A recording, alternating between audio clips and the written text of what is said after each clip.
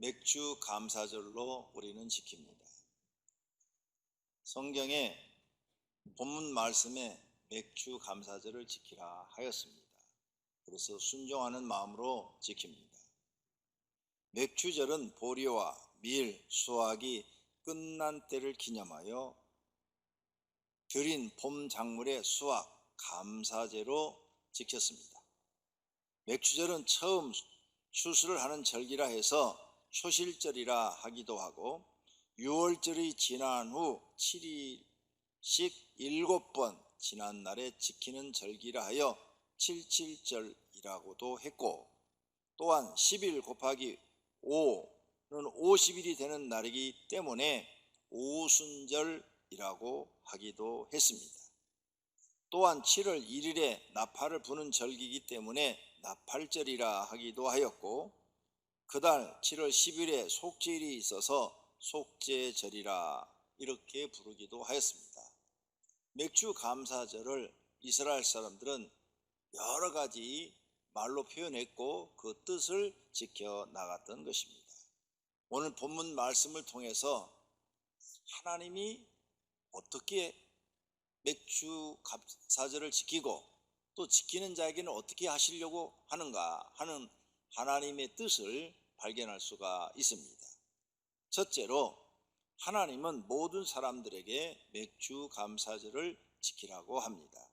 본문에 77절 곧 맥주의 초실절을 지키고 세 마리는 수장절을 지키라 이렇게 말씀하십니다.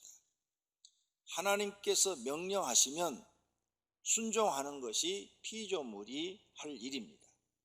모든 사람은 하나님의 계획을 알지 못합니다. 그러나 순종해 보면 하나님의 계획을 알 수 있습니다.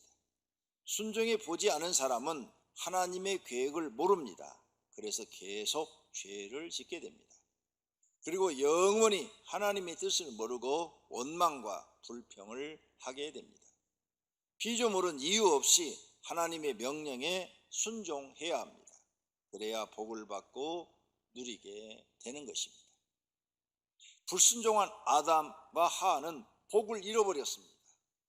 그들이 에덴 동산에 살 때 복받았다는 사실도 모르고 삽니다.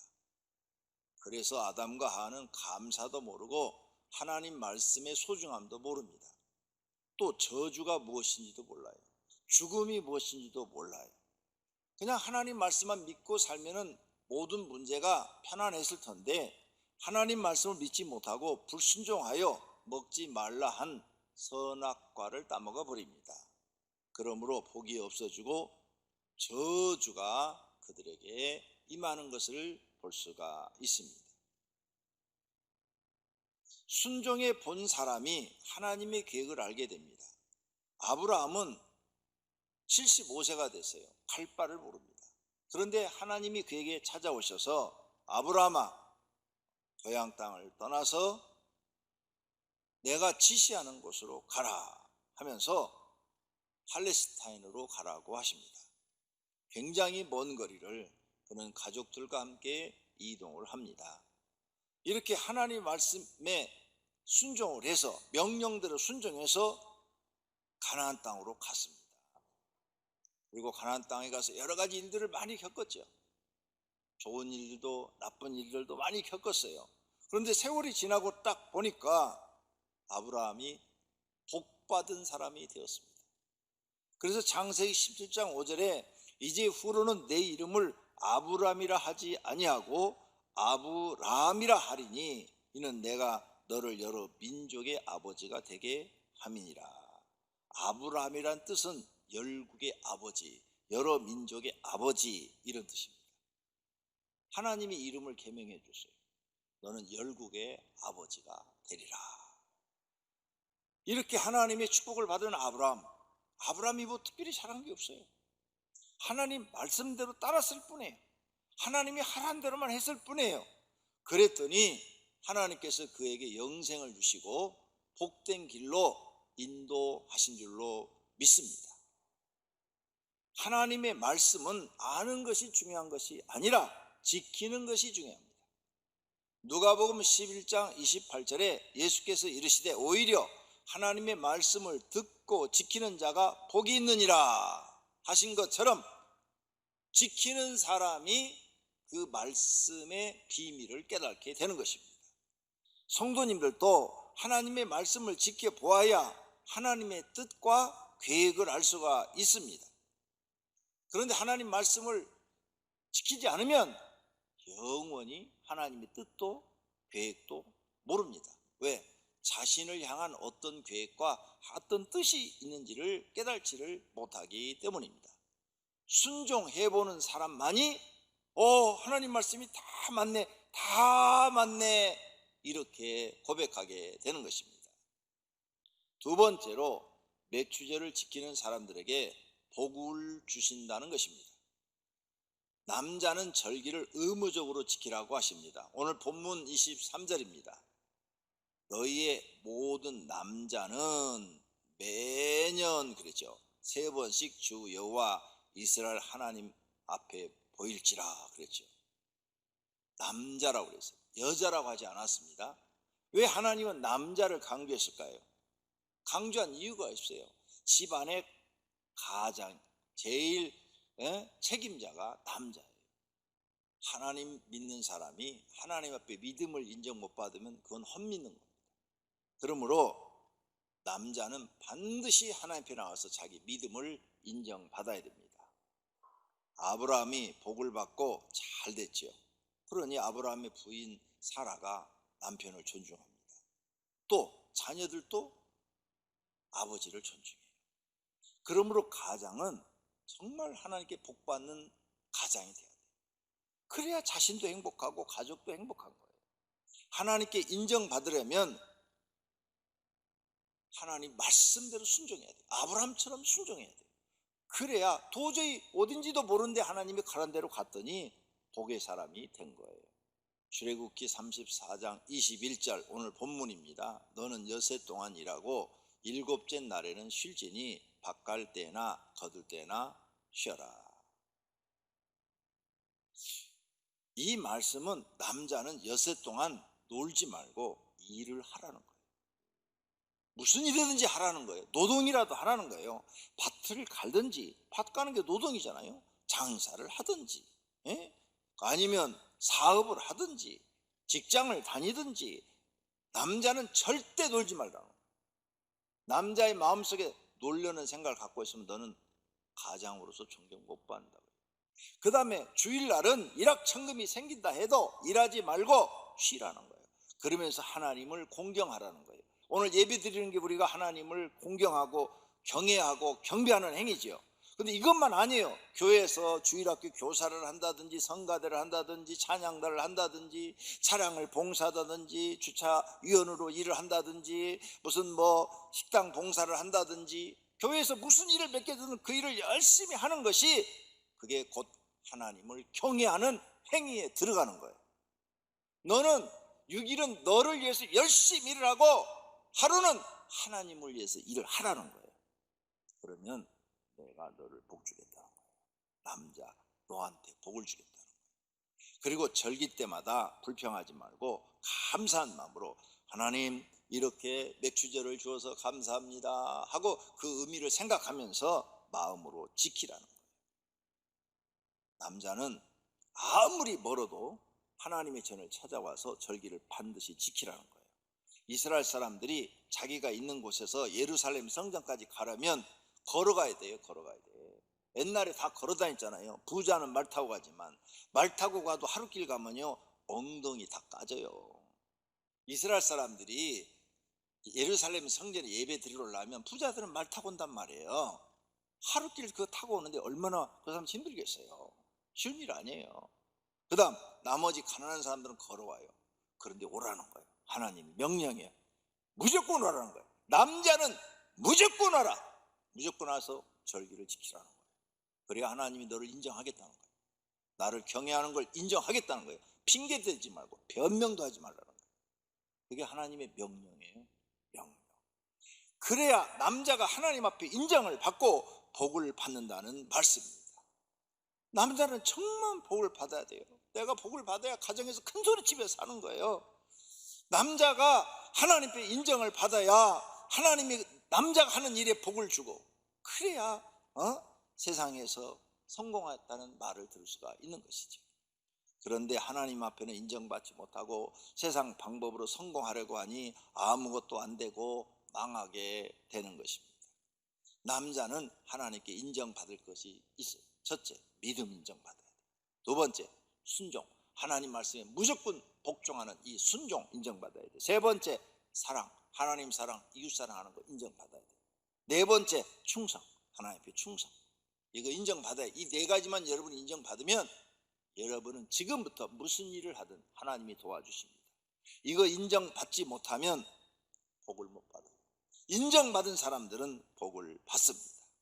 하나님께 인정받으면 가장으로 존경받으며 삽니다. 신명기 18장입니다. 내가 내 하나님 여호와의 말씀을 삼가 듣고 내가 오늘 내게 명령하는 그의 모든 명령을 지켜 행하면 내 하나님 여호와께서 너를 세계 모든 민족 위에 뛰어나게 하실 것이라. 내가 내 하나님 여호와의 말씀을 청종하면 이 모든 복이 내게 임하며 내게 이른다고 약속하시는 줄로 믿습니다. 아브라함이 하나님의 말씀을 순종하여 실패한 인생이 성공한 인생으로 바뀌게 된 거예요. 75세까지 그는 실패했어요. 그런데 말씀에 순종하고 나서부터 100년이 지난 후 그는 성공한 사람이 되어 있는 줄로 믿습니다. 하나님께 순종하기로 했으면 50%만 하지 말고 100% 순종하기를 바랍니다. 어떤 사람들은 적당히 일을 하려고 그래요. 적당히 하지 말고 열심히 하시기를 바랍니다. 남자가 인정받으면 하나님이 너를 지켜준다고 약속을 하십니다. 오늘 본문 24절에 내가 이방 나라들을 내 앞에서 쫓아내고 내 지경을 넓히리니 그랬죠. 너의 적들을 쫓아내 주겠다는 거예요. 적과 싸워서 지지 않고 이기는 사람이 되게 해주겠다는 거예요. 우리 인생에 적을 이기는 것은 싸움을 잘하는 것도 아니고 지식도 아니고 권력도 아니고 돈도 아니고 인맥도 아니고 재능도 아닙니다. 하나님이 물리쳐 주셔야 우리 인생의 적을 이길 수가 있는 것입니다. 하나님이 이기도록 하시는데 말씀을 지키는 사람에게 이기도록 해주신다고 약속하고 있습니다. 성경에 문서로 기록하여 보장을 하고 있는 것입니다. 사람도 중요한 것은 문서를 작성하여 도장을 찍거나 사인을 하여 보관합니다. 하나님도 성경에 기록하여 보장하고 있는 것입니다. 그런데 사람들이 이 말씀을 믿지 않습니다. 하나님을 믿는 믿음이 없는 것입니다. 그래서 하나님 말씀을 안 지키는 거예요. 여러분이 지금 믿음 많은 것 같지요? 진짜 믿음 없습니다. 제가 한 15년 전인가 어떤 교회를 우리 교회에서 100% 돈을 들여서 이천에다 교회를 하나 세워서 우리 교회 집사님이 목사 돼가지고 목회를 한다 하길래 목회 잘해보라고 세워드렸는데 몇 년 목회하시다가 하나님 나라 가셨습니다. 교회가 수임자가 없어요. 그래서 국민일보가 광고를 냈습니다. 교회를 그냥 드립니다. 조건이 없습니다. 연락 주십시오. 전화가 많이 왔어요. 왜? 교회를 그냥 드린다니까. 조건 없이. 전화 통화 중 목사님 진짜 조건 없이 교회를 그냥 줍니까? 예, 아무런 조건 없습니다. 건전한 교단만 나오시고 목사님이시면 드리겠습니다. 안 믿어지는데요. 아니 그냥 드리겠다니. 그래도 무슨 조건이 있겠죠? 그러니까 목사님 그 조건을 얘기해 보세요. 어떤 누가 그냥 줍니까? 아니 목사가 지금 하나님의 교회를 목사님한테 그냥 목회하라고 드리겠다는데 그게 안 믿어집니까? 지금 세상에 누가 그렇게 합니까? 아니 나는 주겠다는데 자꾸 의심하고 따지고 그래요. 진짜예요. 그건 100여 통이 전화가 왔는데 아무도 안 오는 거예요. 아니 그냥 주겠다는데 아무도 안 와. 전화는 해놓고 안 믿어요. 아무도 그냥 주겠다는데. 내가 직접 겪어본 일이에요. 근데 한 몇 달 지났어요. 이제 포기했어요. 이제 하도 안 오니까 몇 달 지났는데 한 5, 6개월 지났는데 전화가 한 통 오더니 목사님 진짜로 교회를 그냥 드립니까? 예, 아무런 조건 없어요. 목사님이 건전하기만 하면 그냥 드립니다. 지금 세상에 없는 귀한 일입니다. 어떻게 모르는 사람한테 그냥 줍니까? 예, 그 교회 이리 해갖고 이렇게 비어 있어서 그냥 드리려고 합니다. 그럼 제가 가겠습니다. 그리고 이력서 써갖고 딱 온 거예요. 그 많은 사람 중에 딱 한 사람이 이력서를 갖고 왔어요. 이야, 그래서 내가 그분 이력서를 보니까 건전한 교단 목사고, 예, 괜찮아요. 나이도 좀 있고. 그래서 그분한테 딱 그랬더니 그분이 감사하다고. 예? 이야, 진짜 안 믿대 사람들. 그때 내가 겪어봤어요. 진짜 안 믿어요 사람들이. 그래서 그분이 교회 잘해가지고 거기서 해갖고 어디로 경문인가로 옮겼다가 경문리에서 여기 시흥 정왕동으로 와가지고 시흥 정왕대로 오셨는데 2, 3년 전인가 한번 여기 찾아오셨더라고요.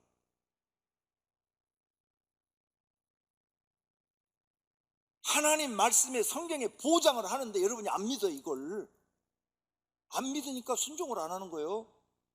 믿으면 순종을 할 텐데, 복 주겠다고 약속하는데 안 믿어. 그 교회를 하나 주겠다니까 안 믿더라니까. 진짜로 믿으시기를 바랍니다.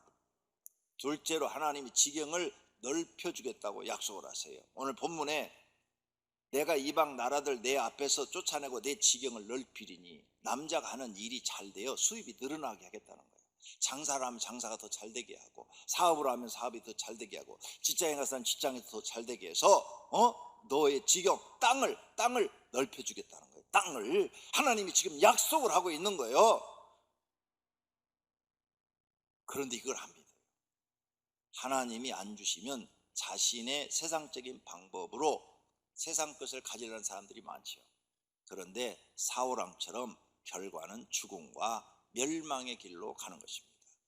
하나님이 지경을 넓혀주셔야 된다는 말씀입니다. 이것을 깨달는데 어떤 사람은 수십 년이 걸리고 어떤 사람은 영원히 깨달지 못합니다.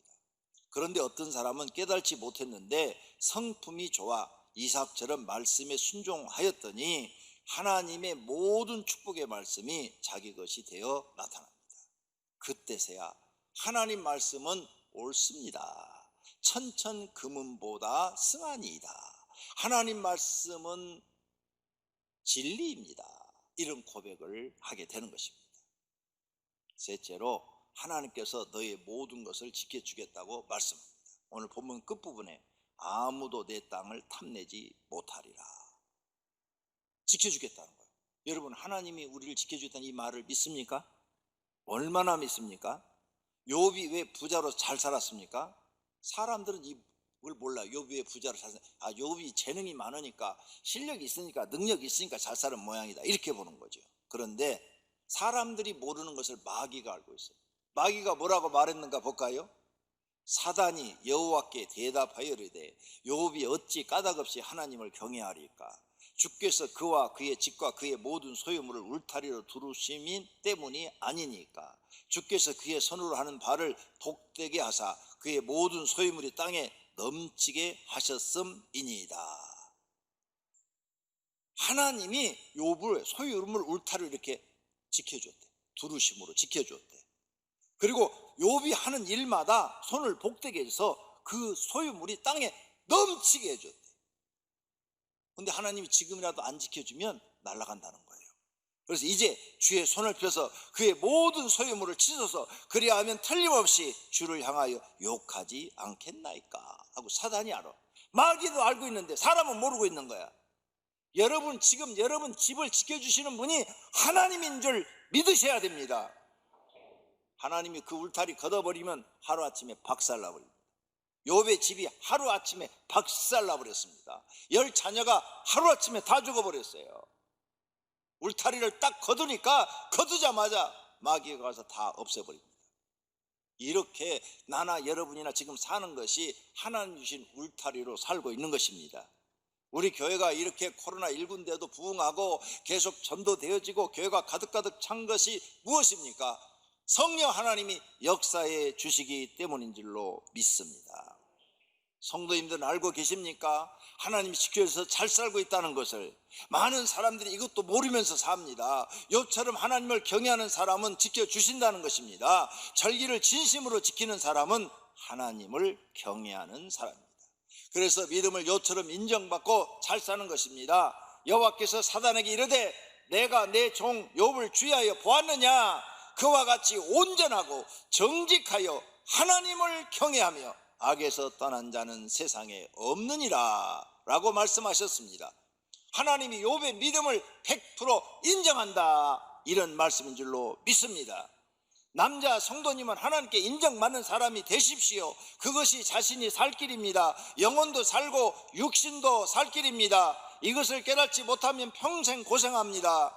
깨달는 방법은 자신을 죽이고 하나님 말씀대로 순종하여 보는 것입니다.